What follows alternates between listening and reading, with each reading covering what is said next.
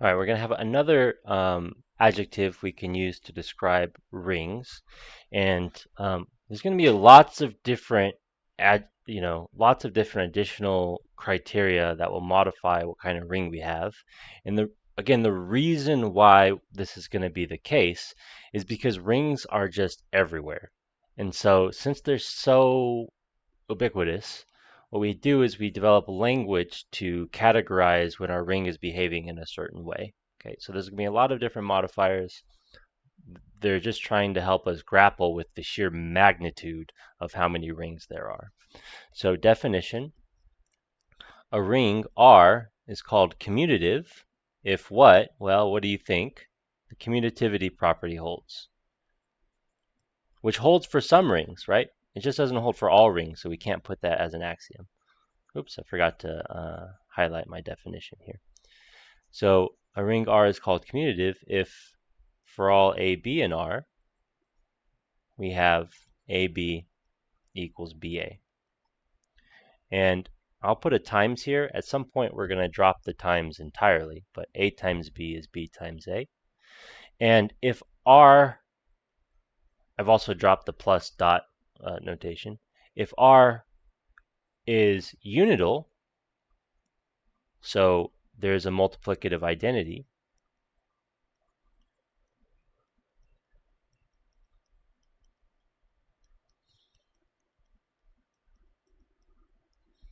then this multiplicative identity is called the unit, or the unity, rather, has a name. And in particular, oops, it's the wrong color. In particular, when we talked about fields, we showed that the one for our field is unique.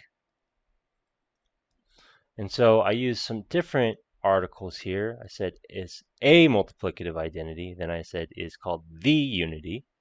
And it turns out the unit is still unique. There's only one, so it makes sense to say they. And the proof is you take the field proof and you write R instead of F. There's no difference in the proof. Absolutely no difference. Because what did the field theoretic proof use? Well, it just used the definition of the unity rather, and it used well, that's it actually. Just use that. So so if I have a unity, then the proof should carry over exactly. And moral homework, check the proof carries over exactly. And so we have these two special modifiers, commutativity and unit. Let's scroll up for a second and let's look at which of our examples of rings we already looked at have multiplicative identity. Let's look at commutativity. Multiplication, all of the rings except for 2x2 matrices is commutative. So in a lot of the rings, it is commutative. Matrices is a good example of a non-commutative ring. So in the examples we looked at earlier,